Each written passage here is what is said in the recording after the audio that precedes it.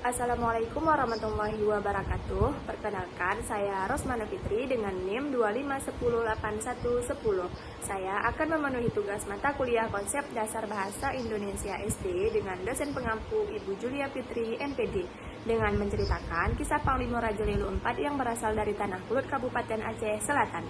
Panglima Raja Lelu IV dimakamkan di Kampung Sapi, Kabupaten Aceh Selatan bersama dengan 19 pasukannya yang ikut syahid bersama dengannya. Jadi, nama asli beliau adalah Ibnu Wantasir bin Warnamit. Beliau diangkat menjadi panglima oleh Raja Klut Kejerenmukim pada tahun 1913, menggantikan abangnya Panglima Raja Lelu III, dan sejak saat itu nama beliau berubah menjadi Panglima Raja Lelu IV.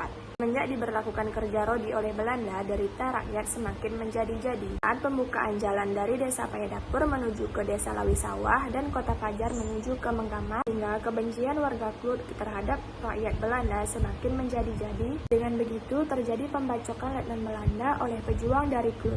Semenjak saat itu pula, hubungan antar warga Klut dengan Belanda semakin tegang. Ketika pasukan Belanda sedang mencari persembunyian Tengku Cut Ali, mereka melintasi sungai Klut dari Pulau Kambing ke Durian Kawan. Mendengar hal tersebut, warga Klut membentuk pasukan di bawah komando Raja Lelu IV, bersiasat untuk menghadang pasukan Belanda. Raja Lelu mengutus utusan untuk menyiarkan kabar bohong bahwa Tengku Cut Ali bersembunyi di Gunung Tingkem sebelah tenggara Kampung Sapi, padahal sebenarnya Tengku Cut Ali bersembunyi di Alugobrang, Klut Tengah.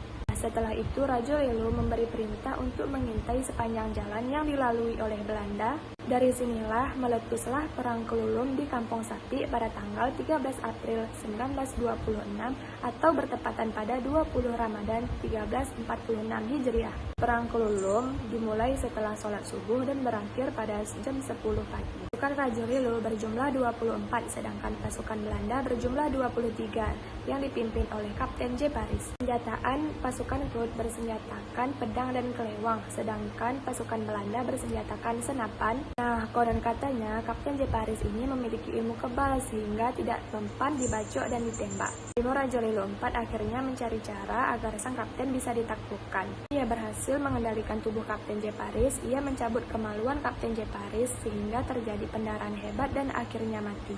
Saat melihat pemimpinnya tewas, kendali pemimpin perang di pihak Belanda diambil oleh Kromodikoro Marsose binaan Belanda. Dari Jawa, ia menembak Panglima Raja Lelu IV sehingga syahid pada perang tersebut. Peristiwa Perang Kelulum ini kemudian dikenal sebagai lambang keberanian dan kepahlawanan orang Klut dalam melawan penjajah dan penindasan di atas tanah Klut.